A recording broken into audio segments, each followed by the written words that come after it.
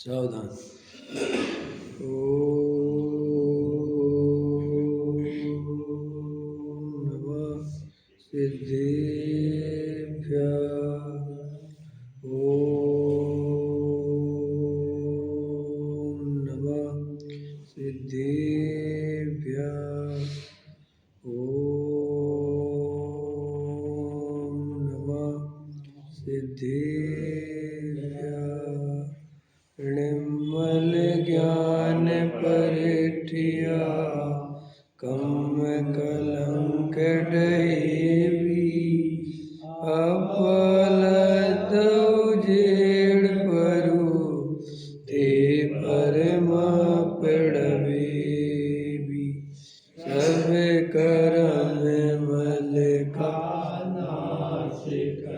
हर प्राप्त कर निज आत्मा जो लीन निर्मल ध्यान में नम करन कल परमात्मा संतप्त मानस शांत जिनके गुणों के गान वे वर्धमान मान जिन विचरे हमारे ज्ञान।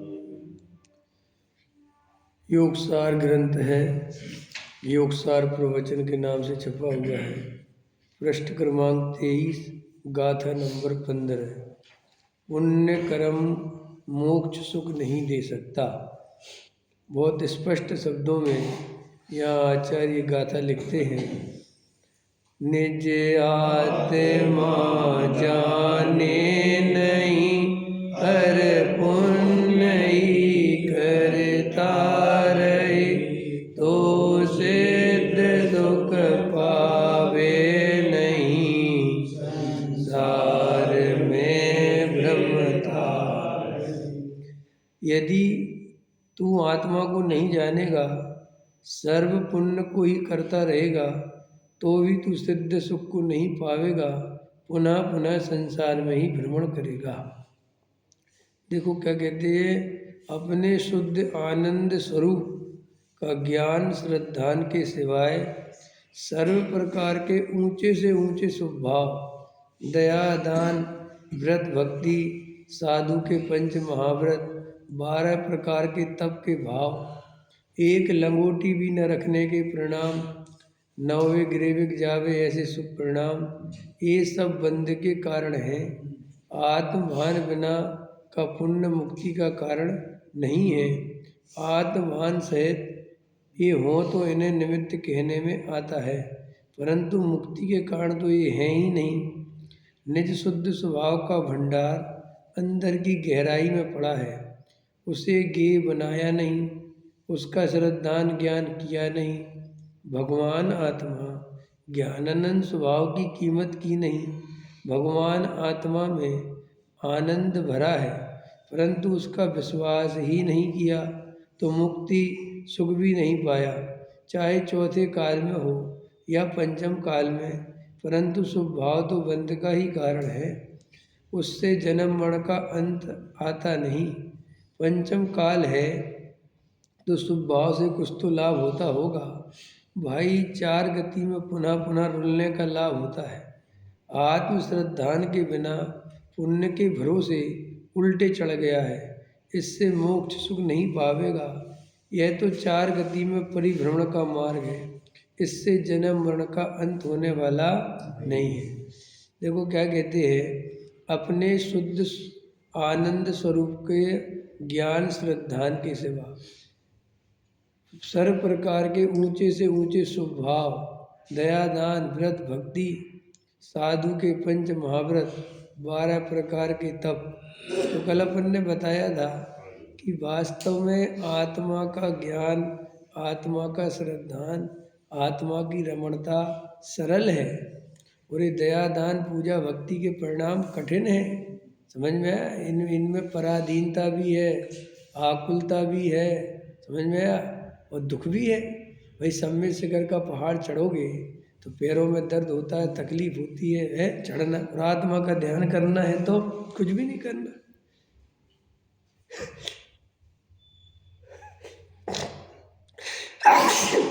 आत्मा का ध्यान करना है तो कुछ भी नहीं करना। और अगर बाहर में कुछ भी, अब जैसे देखो इतनी ठंड पड़ रही, अब साधु है मान के चलो, वो मिथ्या दृष्टि साधु है तो कितनी तकलीफ है, समझ में आया? देखो कहते थे कि दान करने के लिए तीन तीन जो है पक्ष चाहिए। हाँ, दान देने के लिए जो वस्तु, हाँ, दान लेने वाला और दान देने वाला, हाँ, तब जाकर बराबर बराबर। और अब मिथ्या दृष्टि साधु है तो अपन देखो इतने कपड़े पहने हैं, इतना सब, तो भी ठंड लग रही कि नहीं लग रही? अब वो मिथ्या दृष्टि साधु है, वो नग्न दिगंबर हो गया, तो मैं तो ठंड सहता है कि नहीं सहता? बहुत ठंड लगती है, सब कुछ है, लेकिन मैं साधु हूँ, मुझे मोक्ष में जाना है तो ये सब करना पड़ेगा, ठंड सहनी पड़ेगी। और ऐसे कैसे भी करके वो दुख को सहता रहता है और उसे परिसय समझता है कि ये परिसय चल रहा है, लेकिन आत्मा का भान है नहीं। तो देखो इतनी दुख तकलीफ सही, इतनी ठंड सर्दी गर्मी वर्षा, खाना पीना सब छोड़ छाड़ के बैठा है, श्री गुरु कहते फिर भी उसे कोई सुख मिलने वाला नहीं, कुछ नहीं मिलने वाला। समझ में आया कि नहीं? कुछ है ही नहीं। क्यों? क्योंकि वो जो बाहर की क्रिया है वो तो जड़ की है, उसका तो ना पुण्य होता है, उससे ना पाप होता है। तो पक्की बात समझ लो, तो पुण्य पाप क्रिया से होता ही नहीं है। जैसे अभी आपने पूजा करी, पूजा में आपने सामग्री चढ़ाई, समझ में आया, भगवान का अभिषेक करा, वहाँ खड़े रहे धोती पहन के, ये सब जड़ की क्रिया है। इससे आत्मा को न पुण्य बनता है, ना आत्मा को पाप बनता है, इससे कुछ संबंध ही नहीं आत्मा। वो पुण्य पाप का संबंध भावों से है। तुम्हारे उस समय भाव क्या रहे? मान के चलो तुम भगवान का अभिषेक कर रहे और भाव तुम्हारे दुकान के चल रहे, तो 1% भी पुण्य का बंध होता ही नहीं, क्योंकि वो तो जड़ की क्रिया है ना मेरा। हाँ देखो पाप का बंध हुआ है ना, और आप ऐसे पूजा पाठ भक्ति में आपके परिणाम कहीं के कहीं लगे हैं, आपको मायाचारी चल रही है, ईर्षा के भाव चल रहे हैं। ईर्षा समझते हो ना, हैं? ईर्षा क्या बोलते हो, जलन है ईर्षा। और आपको वही आ गए, ये पूजा में डिस्टर्ब करेंगे, कसाय चल रही है, जो भी है, तो वो क्रिया फ्रिया से कुछ नहीं होता पुण्य पाप, वो अंदर परिणाम है, उससे पुण्य। और फिर सुनो, पुण्य पाप का परिणाम के पीछे अभिप्राय, और सुनो गजब की बात, जैसे पूजा भक्ति प्रक्षाल के पीछे अंदर वासना पड़ी है कि भगवान मेरा भला कर देंगे, या पूजा करूँगा तो मुझे पुण्य बनेगा, तो मेरे पैसा आ जाएगा, घर परिवार में अनुकूलता आ जाएगी, ऐसी वासना सहित अगर वो पुण्य के परिणाम भी करता है तो भी उसमें पुण्य बनता है 10 पैसे का और पाप बनता है 90 पैसे का, क्योंकि उसमें भी वासना छुपी हुई है ना अंदर। तो अपन अगर गहराई से देखें तो मिथ्या दृष्टि बेचारा पुण्य भी सही नहीं कर पाता है, क्योंकि उसका पुण्य भी मिलावट वाला है, पाप के साथ है। इसलिए जड़ की क्रिया से तो ना पुण्य बनता है ना पाप बनता है। कोई आदमी ने आज उपवास करा तो अपन को लगता है कि इसे पुण्य बंधा होगा, नहीं नहीं नहीं, उपवास करा भोजन नहीं करा इससे पुण्य का कोई संबंध नहीं, तो जड़ की क्रिया है। तो फिर साहब पुण्य कैसे बंधा? अगर उसके अंदर में शांत परिणाम रहे, कसाय की मंदता रही, देवसास गुरु के प्रति भक्ति रही, स्वाध्याय करता रहा, इसके कारण से पुण्य बंधा है। रोटी बोटी छोड़ने से पुण्य का कोई लेना देना नहीं, कुछ भी नहीं है, आया समझ में कि नहीं? और अपन रोटी छोड़ के दुकानदारी में चले गए, काम धंधे में चले, काहे का पुण्य बनता, किस बात का?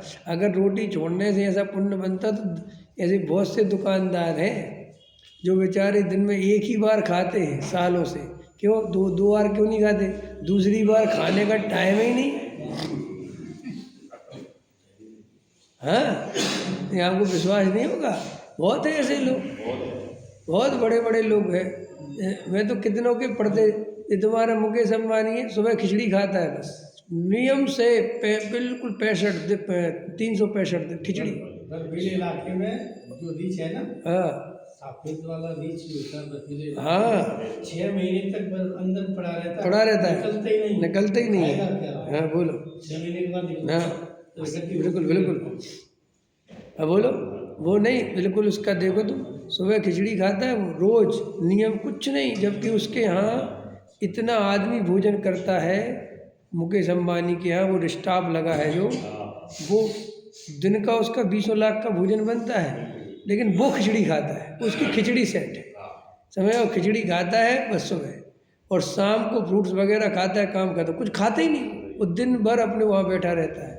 मतलब उसकी ड्यूटी, ये सब बताते हैं कि कभी नागा नहीं करता वो, ऑफिस में ही मिलेगा तुम्हें 365 दिन, कहीं भी न कार्यक्रमों में जाता ना कहीं जाता, कुछ नहीं जाता, अपने बच्चों को भेजता रहता है, उसकी ड्यूटी वही जम की तरह समझ में आएगी नहीं आए, तो उसे तो बहुत पुण्य बनता है। अरे काहे का पुण्य, रोटी खाने या नहीं खाने से क्या मतलब है पुण्य का। हमें वहाँ ये समझ में आता है कि साहब अंदर के भाव तो देखो क्या है। तो ऐसे अपने भी देखा करो कि भाई दूसरे के तो तुम कहते हो कि भावों से होता है, तो अपने भी तो भाव चाहिए, अपना भी तो अभिप्राय चाहिए कि अपने अंदर का अभिप्राय क्या। तुमने दान दिया और सोच समझ के दिया, मान के लिए दिया, मायाचारी से दिया, प्रत्यक्ष में पद प्रतिष्ठा पाने के लिए दिया, तो अंदर में सोचना चाहिए मुझे पुण्य का बंध बिल्कुल भी नहीं हुआ होगा।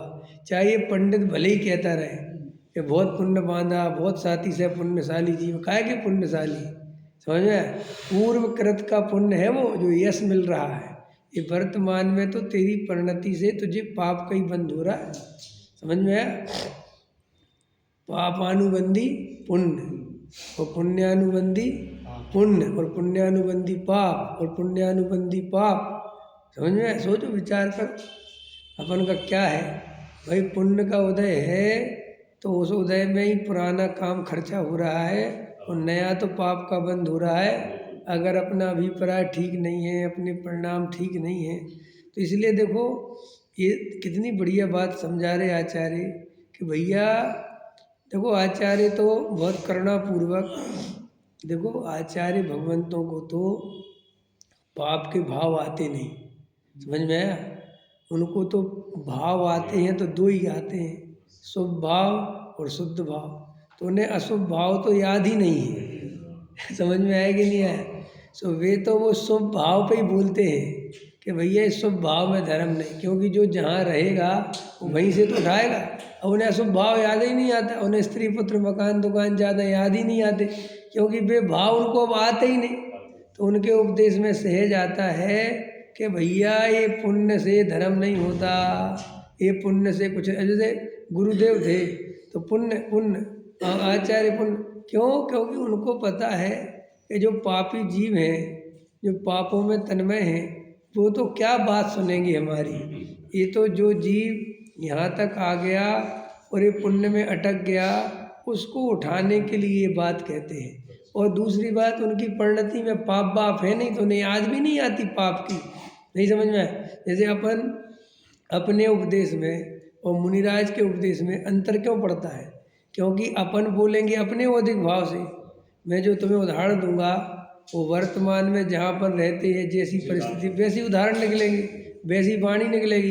अब मुनिराज के पाप भाव है ही नहीं, तो वे कहेंगे सामायिक में धर्म नहीं, पूजा में धर्म नहीं, भक्ति में धर्म नहीं, इस क्योंकि वे रात दिन इसी में देखते हैं ना, उनको इससे आगे तो कुछ वो देखते नहीं। पापी जीवों से उनका ज़्यादा मिलना जुलना है नहीं, तो उन्हें ज़्यादा पता रहता नहीं।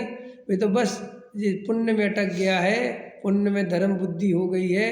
और अधिकतर ऐसा उपदेश इसलिए भी निकलता कि उनके साधु संग में रहते ना वो, तो बहुत से साधु आत्मज्ञान के बिना ये क्रियाएँ करते रहते हैं, द्रव्यलिंगी साधु बन गए ना, और संग में है उनके। अब वो वे ही उनके सामने शिष्य बैठे हुए हैं, तो वे उन शिष्यों की परिणति देखते हैं कि साधु तो बन गया और आत्मा की खबर, तो वो वहीं से बोलते हैं, समझ में आया? ये भैया ये क्या रखा है तेरे साधु बने में, लेकिन वो साधु के तुम तो साधु हो ही नहीं आया समझ में? और हम मुफ्तई में साधु से क्या होता है? नहीं भैया, बात साधु की नहीं है।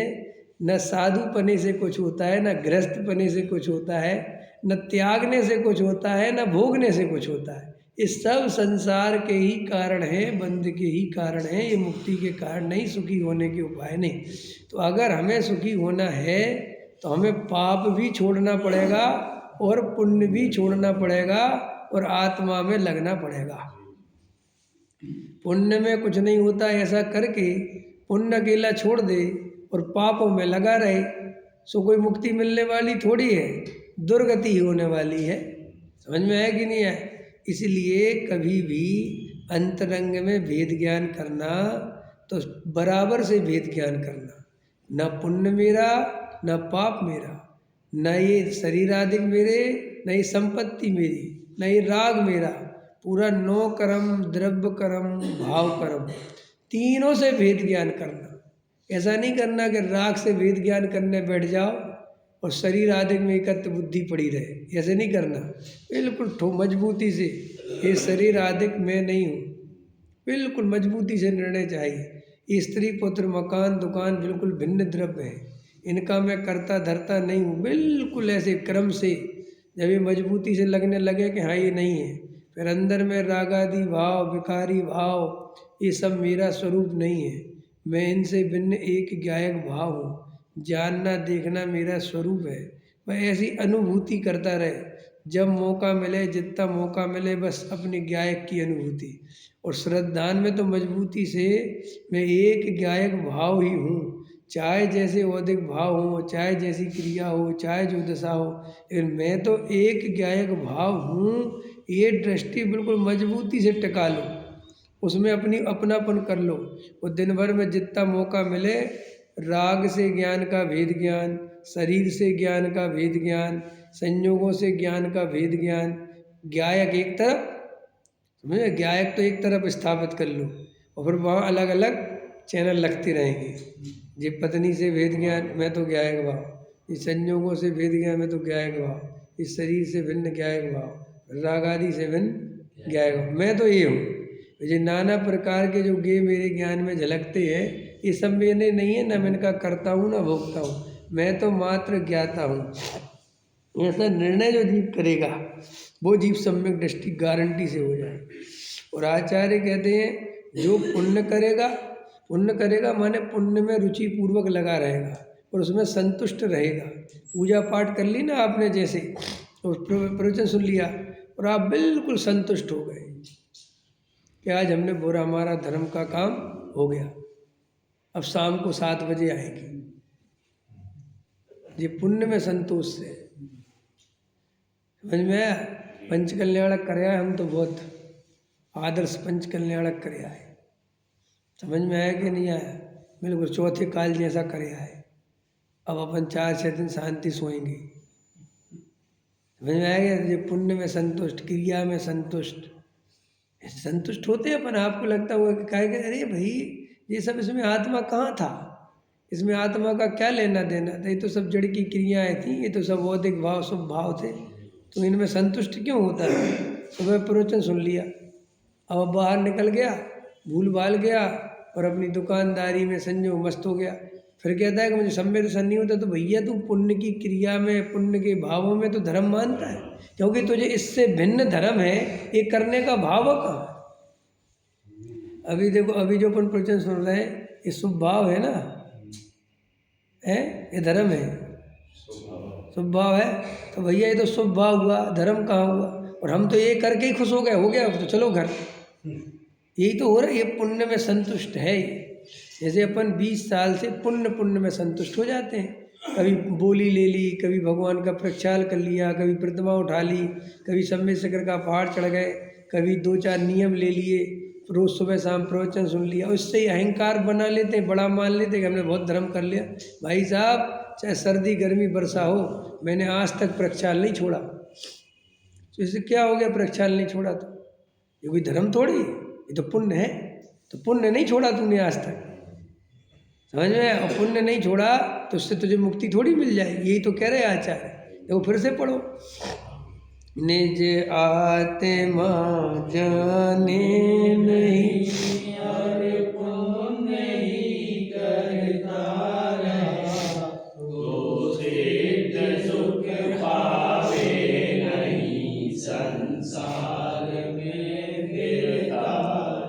बोलो अपन अभी भी क्या कर रहे हैं? धर्म के नाम पर क्या कर रहे हैं अपन? अपना क्या कर रहे हो तुम धर्म के नाम पर? बोलो। देखो, जो जीव भेद ज्ञान नहीं करते, तत्व विचार नहीं करते, तत्व निर्णय नहीं करते, वे पुण्य में ही धर्म मानते हैं। हम ऐसा मानते हैं कि हम धर्म कर रहे हैं, जबकि अभी धर्म की शुरुआत नहीं हुई, करना फरना तो बहुत दूर की बात है। अभी शुरुआत नहीं हुई। सम्य शिखर का पहाड़ चढ़े और गौतम गणधर की टोंग से तो शुरुआत होती है, और वो शुरू में कह रहा भैया बहुत चढ़ लिया, हो गया सम्य शिखर का पहाड़।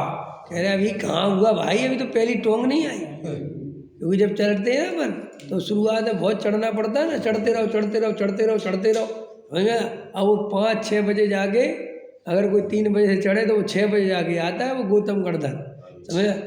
अच्छा अब आई है पहली, कि हाँ भाई साहब पहली आई है तो अभी तो तुम वही हो। ऐसा ये जीव पुण्य पुण्य करते करते करते करते सोच रहा है कि हम तो सम्य शिखर का पहाड़ चढ़ गए। अरे भैया ये पुण्य है कि नहीं। सामने स्वाध्याय सुना, हमने आत्मा की बात सुनी, ये भी पुण्य क्या, ये भी पुण्य है क्या, ये भी पुण्य है। आत्मा की बात सुनना धर्म नहीं है, पुण्य है। हाँ, रुचि पूर्वक सुनना भी पुण्य है। हाँ, अरे रुचि पूर्वक सुने तो पुण्य है। वो रुचि पूर्वक सुन के ऐसा ही हूँ ऐसा निर्णय करे, फिर ऐसा अनुभव करे तो धर्म है। रुचि पूर्वक सुनना तो पुण्य है, रुचि पूर्वक सुन के जैसा बताया वैसा निर्णय करके अनुभव करे तो धर्म है नरेश जी। वेद विज्ञान जगह जिनके घट, हाँ वेद ज्ञान, हाँ जिमी चंदन, बस बस खेल करे सिंबालन में, हाँ जग माय जनेश्वर के लघुनंदन, जग माही जनेश्वर के लघुनंदन। तो मेरा कहने वाला ये है कि हम अपने आप को देखें थोड़ा गहराई से, कि अभी तो हम, और सच बात पूछे ना, पुण्य भी हमारा प्योर नहीं है। जैसे पंचम काल वालों को प्योर कुछ नहीं मिल रहा ना, है सब मिलावट मिल रही ना, लौकी भी इंजेक्शन लगी है, सबरी सब्जियां जो है वो सब तुम्हारा है जहरीली कर दी, सब कुछ जहरीला कर दिया है। ऐसे अपना पुण्य भी ये पंचम काल वालों का जहरीला है। जहरीला है माने दान दे तो मान के लिए, पूजा करे तो अभिलाषा से करे, समझ में आया कि नहीं आया, और स्वाध्याय करे तो छेवसम बढ़ावे अहंकार के लिए, समझ में आया। पंडित बनने की पहले सोचे कल्याण से पहले, नेता पहले बनना, संस्था का अध्यक्ष बनने की लड़ाई करे। तो यहाँ तो पुण्य भी सही पूछो तो इतना कमज़ोर हो रहा है कि अपन देवगति में भी जाएं तो भूत व्यंतर 50 हो जाए, समझ में आया कि, क्योंकि पुण्य ढंग का हो ही नहीं रहा, मिलावट वाला पुण्य हो रहा है। और आचार्य तो कह रहे हैं कि असली पुण्य भी बंध का कारण है और वो संसार का कारण है, और वो छोड़ना है। और अभी तो यहाँ नकली पुण्य का ठिकाना नहीं आया, समझ में कि नहीं, ऐसे ही चल रहा है। अब हम कहते, वो कहते अर्जुन छाल खरीद लाओ, क्या खरीद ला, अर्जुन छाल, हाँ अर्जुन छाल लाए अरविंद जी, अच्छा करा। तो अब उसमें भी अर्जुन छाल है यही पता नहीं आप समझ रहे कि भैया आप पहचान तो कुछ है नहीं कोई भी लकड़ी उठा के और बाट बटू के दे जाओ और जो चाले पी लो मेरा कहने लगे कि अपन को यही तो नहीं पता कि पुण्य है क्या चीज़, वो पता ही नहीं है। ये जाने भी तो कि पुण्य किसे कहते हैं, ये भी ढंग से ही पता नहीं। पंचम कल्याण चौथे कल्याण, चौथे काल का पंच कल्याण देख रहे, ये भी तो है। हाँ अब देख लो, अब जबकि चौथे का पंच कल्याणक और 5वें का पंच कल्याणक क्या होता है, क्या अंतर होता है, अब वो चौथे का 5वें में देख लेता, कहता चौथे वाला है चतुर्थकालीन क्रिया, पाँचवें काल में देख ली। तो मेरा कहने वाला ये है कि अपने को अंदर में यही नहीं पता कि रियल में एक्चुअल स्थिति है क्या। वो एक्चुअल स्थिति को पहचानने के लिए जीव को शांत होना पड़ेगा, स्वयं चिंतन मनन करना पड़ेगा, वस्तु स्वरूप का निर्णय करना पड़ेगा, दौड़ लगानी बंद करनी पड़ेगी, शांत होकर बैठना पड़ेगा, तब जाके वो सही दिशा में निर्णय कर पाएगा कि धर्म क्या है, पुण्य क्या है, पाप क्या है। अभी तो जिसे पाप पुण्य समझ रहा वो पाप है, समझ में आया कि नहीं आया। और जिसे पाप समझ रहा है, समझ में आया, वो मिथ्यात्व है, वो महापाप है। ने अभी तो अपन पुण्य पाप कर कर के पुण्य समझ रहे हैं। जैसे अपन ने दान मान के लिए दिया तो वो पुण्य है ही नहीं, वो तो प्योर पाप है। और अंदर पे हृदय पर रख के हाथ रख के बताओ, अपन बिना मान के लिए कितना दान देते हैं? ब्रह्मचारी त्यागी वृत्ति वो अपने को पुण्य आत्मा समझ रहा, समाज का भला करके, समाज पे करुणा करके। जो बताओ वो पुण्य है कि पाप? ब्रह्मचारी समाज का भला करे तो पुण्य है कि पाप? बताओ। ब्रह्मचारी अरविंद जी के बच्चों की शादी की चिंता करे तो पुण्य है कि पाप? बता देते तुम लोग। दूसरी प्रतिमा में लिखा है, दूसरी प्रतिमा में लिखा है कि पुत्र को सारा सौंप के चला जाता है। नहीं बताओ, आप बताओ। एक ब्रह्मचारी पूरी समाज की चिंता करे, बाल बच्चों की चिंता करे, उनकी शादियों की चिंता करे, और बड़ी स्टेज पे बोले सब बातें खुल्लम खुल्ला कि मुझे बहुत चिंता है, मुझे जैन समाज के बच्चों की। तो तू भैया ब्रह्मचारी नहीं रहा, और ये शुभ भाव नहीं अशुभ भाव हो गया। अशुभ भाव क्यों हो गया? हम ये करते तो शुभ भाव था और तू करता है तो शुभ भाव। अब एक खतरनाक है ना, क्योंकि हमारे तो बाल बच्चे हैं और हमने कोई निर्वृत्ति नहीं ली, तो हमें तो समाज में रह के विकल्प आते हैं कि भैया तू नहीं कर सकता ये, तूने तो निर्वृत्ति ली ना, तूने तो ब्रह्मचारी व्रत लिया ना, तूने ब्रह्मचारी व्रत लिया क्यों जब तुझे समाज की इतनी चिंता करनी थी तो? और लड़कियों की शादी की इतनी चिंता करनी थी कि उनकी जैनों से हो गए, ऐसा हो गए, जो कुछ भी है तो वो खोल लेता। कौन सा शादी.com, मैरिज ब्यूरो। ब्रह्मचारी काय को बन गया, फिर कराता रहता सही शादियाँ। भाई ब्रह्मचर्य का मतलब ही होता है जो अपने ब्रह्म स्वरूप में चरण करता है वो ब्रह्मचारी, और बाहर में आए तो उसी के अर्थ स्वाध्याय आदि देव शास्त्र गुरु की भक्ति आदि में अपना उपयोग लगाता है। इसके बाहर अगर उसका उपयोग जाए तो वो ब्रह्मचारी नहीं है, वो महाराज नहीं। हाँ, बहुत ना के बराबर मुनिराज। ऐसा शास्त्रों में आता है कि गृहस्थों को प्रेरणा भी करते तो बहुत हल्के भावों से, बहुत हल्के भावों से, बिल्कुल कोई लेना, बस विकल्प जरा सा बोल दिया। जैसे मुनिराज बैठे उपदेश दे रहे हैं, कोई बड़ा सेठ आया तो इतना कह दिया, हे सेठ अपने धन का सदुपयोग करो, देव शास्त्र गुरु की प्रभावना में लगाओ, बस इतना। फिर ना सेठ से मतलब उसने लगाया कि नहीं लगाया, वो दोबारा आया कि नहीं आया, इतना लंबा तो नहीं, इतना बस विकल्प आ गया, इतना ही। इतनी मर्यादा है त्यागी वृत्ति की कि वो बस इस रूप में प्रेरणा कर दे बस। बाकी तुम कैसे लगाओ वो कागज पे योजना बना के दिखाए, इंजीनियर की तरह कहाँ कहाँ इन्वेस्ट करो, म्यूचुअल फंड की तरह, समझ में आया, कहाँ तुम्हें रिटर्न ज़्यादा मिलेगा, ऐसा काम नहीं करता वो सब, समझ में आया। प्रेरणा दे दी वह बहुत है, तुम्हें समझो तो समझो, हमें कोई विकल्प नहीं। तो ब्रह्मचारी समाज की वो सेवा का भाव, दूसरों के बच्चों की चिंता करे तो वो पुण्य भाव नहीं है, पाप भाव है। क्यों पुण्य पाप भाव है दूसरे के बारे? क्योंकि भैया वो व्रत लेके गया ना कि मैं अब आज से अपनी घर गृहस्थी से अपने माँ बाप तक का तो विकल्प नहीं करता, क्योंकि माँ बाप का विकल्प करे तो उसे दोष लगता है ना, लगता है कि नहीं? और पूरी समाज का विकल्प करे तो विशेषता बन जाती है वो। देखो हम कैसे बुद्धिमान लोग हैं। घर में पंखा चलाना पाप है, घर में पंखा लगाना पाप है, और मंदिर में लगाना पुण्य है नहीं? तो सबरे मंदिरों में लगा दी। अरे भाई जीव हिंसा तो यहाँ भी होगी, समझ में आएगी नहीं आया? तू अपनी मजबूरी अपने लिए देख, तू सारे जगत के चक्रों में फंसेगा। ये कहाँ की समझदारी है? मैं लोक में अंदर में निर्णय नहीं करता जी कि वास्तव में अपन कर क्या रहे। तो ये पुण्य पुण्य पुण्य पुण्य, ये पुण्य पुण्य नहीं है, ये सब पाप है जैसे तुम पुण्य समझते हो। पुण्य तो बहुत ईमानदारी से होता है, बहुत अच्छा सज्जन पुरुष हो उसके पुण्य होता है।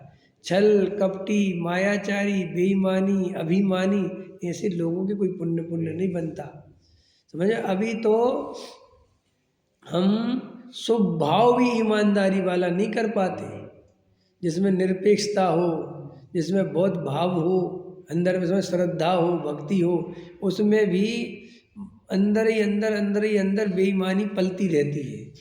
समझे। उपवास भी करे तो दूसरों को दिखाने के लिए पड़ी रहती है कि लोगों को पता चल जाए कि मैं उपवास करता हूँ। पानी छान के पिए तो 10 आदमियों के सामने और ज़्यादा ढोंग करेगा, अकेले में चाय जैसा पी जाएगा।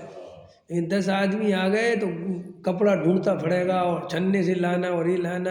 तो अभी तो पुण्य भी बहुत, क्या कहना चाहिए, है ही नहीं। मतलब मेरा कहना तो बहुत निकृष्ट ही है वो जिसे अपन पुण्य पुण्य समझ रहे हैं।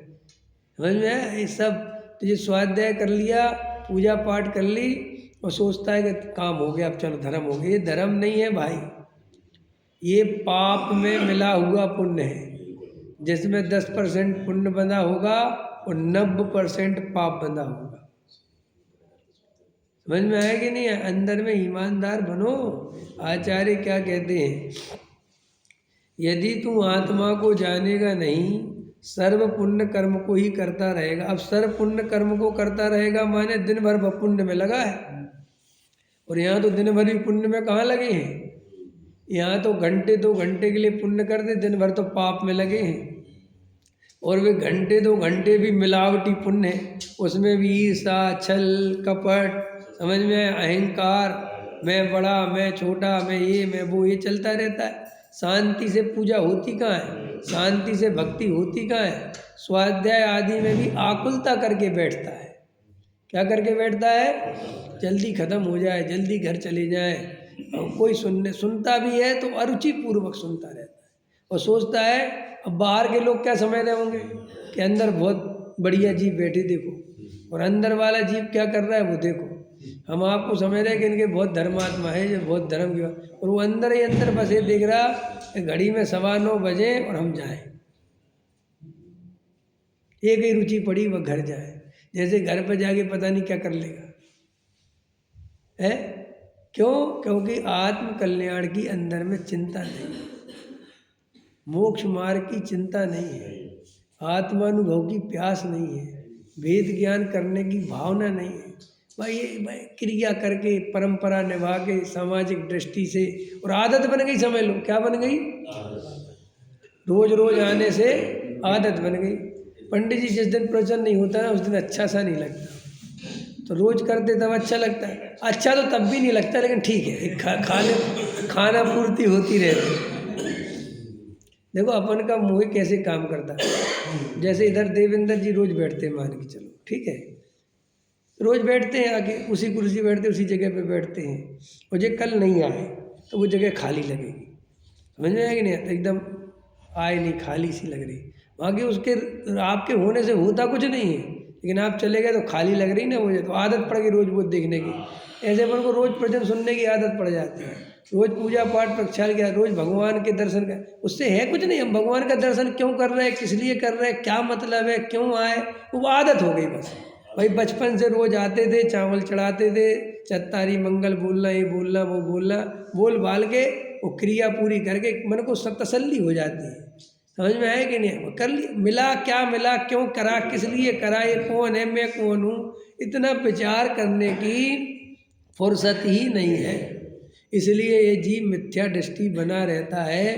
देव शास्त्र गुरु के निकट रहकर भी, पूजा पाठ भक्ति कर कर भी उन क्रियाओं में करने की आदत पड़ गई है। समझ में आया? वो क्रिया रोज रोज होने से आदत में डेवलप हो गई है, और उससे प्रशंसा भी मिलती रहती है, तो वो करता रहता है, करता रहता है, करता रहता है। समझ में आया कि नहीं आया? लगे रहते हैं लोग, ये जो आंदोलनकारी लोग होते हैं, जो इनको आंदोलन करने की आदत पड़ जाती है।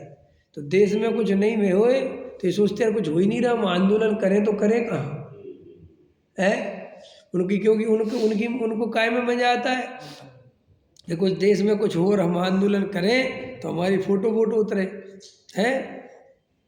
शिखर जी का आंदोलन कर ले फिर से अपन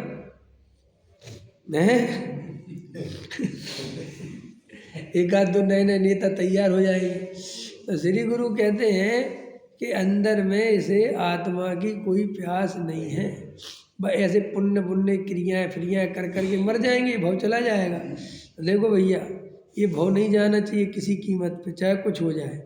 देखो आगे क्या कहते, निज शुद्ध स्वभाव का भंडार अंदर की गहराई में पड़ा है। मैं तो एक गायक भाव हूँ, मैं तो आत्मा हूँ, मैं तो चैतन्य हूँ। पर्यायों का जो परिणमन है वो एक एक पर्याय का सुनिश्चित है। जो ये बाहर की व्यवस्था है ये कर्माधीन है, इसमें मेरा कोई लेना देना नहीं है। ऐसा बहुत गहराई में एक अपने त्रिकाली ध्रुव को ग्रहण करे और संसार की क्षण भंगुरता को बिल्कुल प्रत्यक्ष देखता है, अनुभवता है कि यहाँ कुछ रुकने वाला नहीं, ठहरने वाला नहीं, सब नष्ट होने वाला है। बस एक ध्रुव ही बचेगा, बस एक मैं ही बचूंगा, बाकी सब बदल जाएगा। ऐसा गहराई में जावे, समझ में आया? तो उसे ओहो क्या मिलेगा? स्वभाव, निज शुद्ध स्वभाव का भंडार। भंडार ऊपर ऊपर नहीं मिलता, हीरा ऊपर ऊपर नहीं मिलता, बहुत गहराई में खदानें होती हैं। सोना बहुत ऊपर ऊपर नहीं मिलता, ऊपर तो मिट्टी कंकड़ पत्थर ही मिलते हैं। मीठा पानी बहुत ऊपर नहीं निकलता पृथ्वी पे, पता है आपको? मीठा पानी कब निकलता है? जब कुआं बहुत गहरा खोदा जाए और पत्थर निकल आए। क्या निकल आए? और कुआं खोदा नहीं जाए क्योंकि अब खोदना मुश्किल हो गया, पत्थर निकल आया। वो पत्थर तोड़ो तुम तो मीठा पानी मिलेगा, उसी के नीचे है। ऐसे ही आत्मा का आनंद, दया, दान, पूजा पाठ, भक्ति, ये तो ऊपर की खोदना है जे, इनमें कुछ नहीं मिलेगा तुम्हें। भगवान की पूजा कर ली, भक्ति कर ली, ये कर लिया वो, इससे आत्मा का आनंद नहीं मिलेगा। जब एकांत में शांत होकर गहराई में उस आत्मा की दृष्टि करेगा, आत्मा का श्रद्धान करेगा और शांत होकर गहरा गहरा गहरा शांत होता होता जाएगा और अपने स्वरूप में जाएगा, तो उसे वहाँ अपने स्वरूप का, ज्ञान का, श्रद्धान का, आनंद का भंडार मिलेगा और वो गहराई में मिलेगा। इसलिए भाई ये ऊपर ऊपर से संतुष्ट मत हो। देखो उसे कभी गे बनाया नहीं, उसका श्रद्धान ज्ञान किया नहीं, और इस जन्म में भी अपन नहीं कर पाएंगे अगर ऐसे ही चलती रही तो, क्योंकि अंदर में जाने की ललक नहीं, गहराई में तत्व विचार करने का भाव नहीं। दिन भर इधर उधर की बातों में लगा रहता है और अंदर आत्मा ज्यों का त्यों ज्ञायक भाव रहता है, उसका अनुभव करने का भाव नहीं आता। भगवान आत्मा ज्ञानानंद स्वभाव की कीमत की नहीं, बस सारे जगत की कीमत करी, बस अपने ज्ञायक भाव की कीमत नहीं करी। पुण्य की कीमत करी, पाप की कीमत करी, रुपए पैसे मकान दुकान स्त्री पुत्र कुटुंब परिवार इनकी खूब कीमत करी।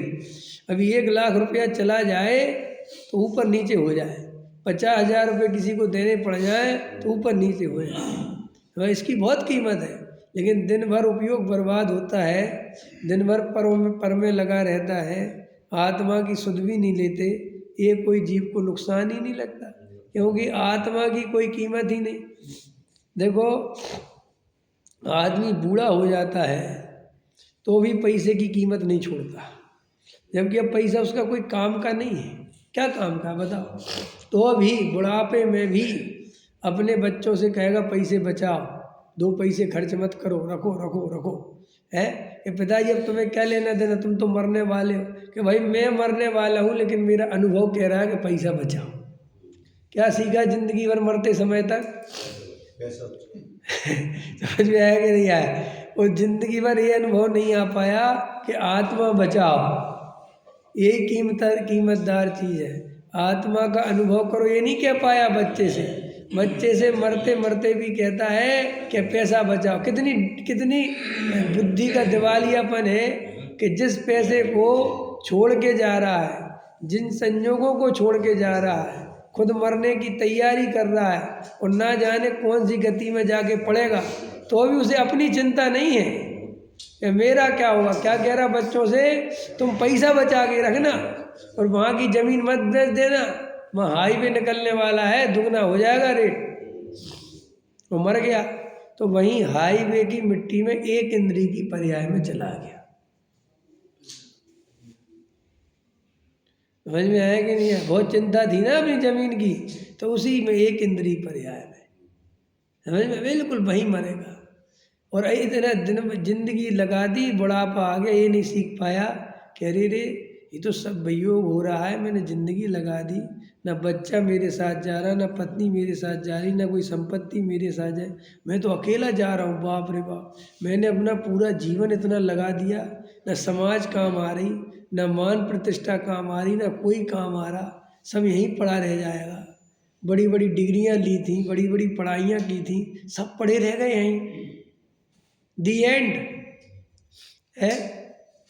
कल वो एक बहुत बड़ा क्रिकेटर हुआ कोई सलीम नाम का, तो उसका दिखा रहे थे, सलीम सुलेमान है कैसे कुछ था, हाँ दुरानी, सलीम दुरानी, अरे वो सही सही, दुरानी दुरानी। कल देखो सलीम दुरानी की पत्नी मिली भाई साहब सड़क पे भीख मांगते हुए, इतनी बुरी स्थिति में पूछो मत। फिर ये जो केयर करने वाले होते ना, जो खेल रखे इन लोगों ने, हाँ, तो वे लेके आए उसको भाई साहब, और वो इंग्लिश में बोल रही, वो कह रही तुम्हारी ये दशा कैसे हो गई, कौन हो तुम? तो कह रही मैं सलीम दुरानी की पत्नी हूँ। और जब उसको व्यवस्थित नहा धुला के सब बढ़िया उसको कपड़े वपड़े पहना के भोजन दिया, तब उससे पूछा कि ये हालत कैसे हो गई? तो बोले हमारे बच्चे हुए नहीं भाई, हमारा पति मर गया, और हम उतना हमारे पास जो पैसा था वो हम बेच बेच के हमें ज़्यादा, और अपने उस समय की वो दुनिया थी, तो सब बेच बाच के ऐसी स्थिति में पहुंच गए। बंगले में रहती थी, बंगला था उसका, बता रही थी वो सब कल, और इतनी बुरी स्थिति, समझे, अब कुछ सब रह गया, सब कुछ खत्म। बोलो है क्या? ये जगत का स्वरूप देखकर भी ऐसा भाव नहीं आता कि एक मिनट में जीव कहाँ से कहाँ चला जाएगा भाई।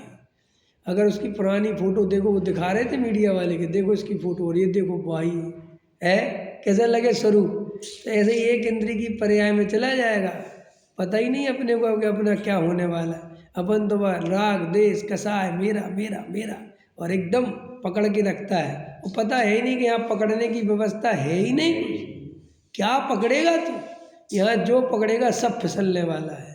करता रहे बेटों की बच्चों की चिंता, करता रहे अपने घर परिवार की मकान की संजोग लगा रहे, और एक दिन मर के एक इंद्री की पर्याय में चला जाएगा, त्रियंच गति में चला जाएगा, मायाचारी कर करके कुछ खबर नहीं। और ये परम सत्य हाथ में लग गया अपने, बिल्कुल परम सत्य अपने हाथ में, अगर श्रद्धा हो तो, विश्वास हो तो, और नहीं हो तो फिर कोई बात नहीं। अगर ऐसा श्रद्धान हो कि वास्तव में इन भावों का फल मिलेगा, अगर ऐसा श्रद्धान हो कि अगर आत्मा को नहीं जाना, आत्मा का अनुभव नहीं किया तो मेरी दुर्गति हो जाएगी, तो ऐसा कौन मूर्ख है जो आत्मा के अनुभव के लिए समय ना निकाले? बोलो, कैंसर हो जाए और दवाई रखी हो, ऐसा कौन सा मूर्ख है कहे कि अभी दवाई खाने का टाइम नहीं है? साहब है कोई जगत में है? बोलो सेठ जी, जब तकलीफ होती है, शरीर में कोई पीड़ा होती है, तो कहता है चूल्हे में गया व्यापार, चूल्हे में गए सब, मेरा भैया मेरे को इलाज कराना है। अरे कुछ फर्क नहीं पड़ता, व्यापार करो तुम तो, कोई फर्क नहीं पड़ता, करेगा। ऐसे ही आचार्य कहते हैं इस शरीर आदिक में तो सुख दुख मानता है, लेकिन आत्मा की तरफ ध्यान नहीं है। इसलिए कहता आत्मा पंडित जी फिर जानेंगे, भी काम करने दो। क्यों? कि उसको ऐसा लगता है कि आत्मा जानने या नहीं जानने से कुछ भी फर्क पड़ने वाला नहीं है। देखो हमारे जो काम वैसे होते ना अरुचि वाले, वो हम टालते जाते ना, करेंगे देखेंगे, करेंगे, क्योंकि उसमें हमें कोई फर्क नहीं पड़ता। देखो दिल्ली में होता है ना, जैसे तुम्हारा व्यापार चलता है और कोई पार्टी कहे कि साहब मैं दिल्ली आया हूँ, समझ में आया कि नहीं आया, और उससे पैसा लेना है अपने को, तो कहाँ हो तुम तो ये बताओ। और वो ये और कहते हैं मैं पैसा लाया हूँ और तुम्हें देना है, वो कहेगा मेरे पास टाइम नहीं है लेकिन मिल लेगा। अरे भाई साहब तुम टाइम की चिंता ही मत करो, तुम तो खड़े कहाँ मिलोगे ये बताओ, समझ में आएगा। और वो ऐसा कह दे कि मैं पैसा तो नहीं लाया, पैसे तो मैं वहीं जाके दूंगा, तो भाई साहब मैं तो बाहर हूँ तो फिर मैं बाहर हूँ, अरे जगत में ऐसे चलता कि नहीं चलता? तो वहाँ जहाँ उसको प्रयोजन भाषित होता है वो वहाँ पूरी ताकत से लगता है, और जहाँ उसको कोई प्रयोजन भाषित नहीं होता वहाँ तो ढीलम डाल। तो अपन को आत्मा में सुख मिलेगा, आत्मा का ध्यान करना बहुत जरूरी है, वेद विज्ञान करना बहुत जरूरी है। आत्मानुभव के बिना मैं एक इंद्रिय पर्याय में चला जाऊंगा, ऐसा विश्वास ही नहीं है अंदर, ऐसा भाव ही नहीं, इसलिए बस टालते। क्या है, सुन ली आत्मा की बात। और फिर ये पुण्य भी क्या है? पुण्य से समाज में प्रतिष्ठा मिलती है। लोक में जो है ना, जो अभी जो वर्तमान का पुण्य है, ये तो प्रतिष्ठा पाने के लिए किया जाता है, धर्म के लिए नहीं। मंदिर में दान मान के लिए, व्रत उपवास समाज में धर्मात्मा दिखने के लिए, देखा देखी, बड़ी बड़ी बोली लेना, पहला प्रक्षाल हम करेंगे। अच्छा बताओ, जो पहला प्रक्षाल करता है पैसा देके, उसे ज़्यादा पुण्य बनता होगा, और जो बाद में बिना पैसा देके करता है उसे पुण्य कम बनता होगा? बोलो, क्या मान्यता है आपकी? नरेश जी बताओ। हैं? भाव के भीगे जैन साहब बताओ, पैसा लेके बनता है? देखो ये जानता है फिर भी पैसा लेता है। क्यों? क्योंकि उसको उसकी रुचि नहीं है, उसको तो नाम की रुचि है, और कोई बात थोड़ा ही है। हमारा अहंकार बहुत मामलों में पुष्ट होता है, समझ में आया कि नहीं? और क्या, बहुत समझना चाहिए ये सब एकदम अंदर से। अभी एक मित्र कह रहे थे, जब रथ यात्रा थी आपकी, तो वो कूपन निकालने का होता है ना, तो बोले यार इतनी खर्चा ही तो निकलता नहीं इसमें, रथ यात्रा में जितना, हाँ खर्चा नहीं निकलता, माने रथ यात्रा में जो खर्च होता है। तो बोले तुम गलती करते हो जो कूपनों के चक्कर में पड़ते हो, तुम बोली लगाओ, फिर देखो तुम है कितना पैसा आता है। तो ये सारे जगत में ये मान आदि, देखो सब दिख रहा है ना साफ, कि तुम मान का वो बनाओ, मान से पैसा मिलेगा। मतलब हम लोग ये जितने जो बड़े बड़े सेठिया हैं, ये अगर मान के लिए दान देते हैं तो पापानुबंधी पुण्य चल रहा है इनका, पाप का बंद हो रहा है और पुण्य खर्च हो रहा है। समझ में आया कि नहीं आया? हाँ, बहुत कम जीव होते हैं जिनके पुण्यानुबंधी पुण्य हो, पापानुबंधी पुण्य होता है वर्तमान में अधिकतर, क्योंकि मान के लिए मरा जाता है। काय के लिए मरा जाता है?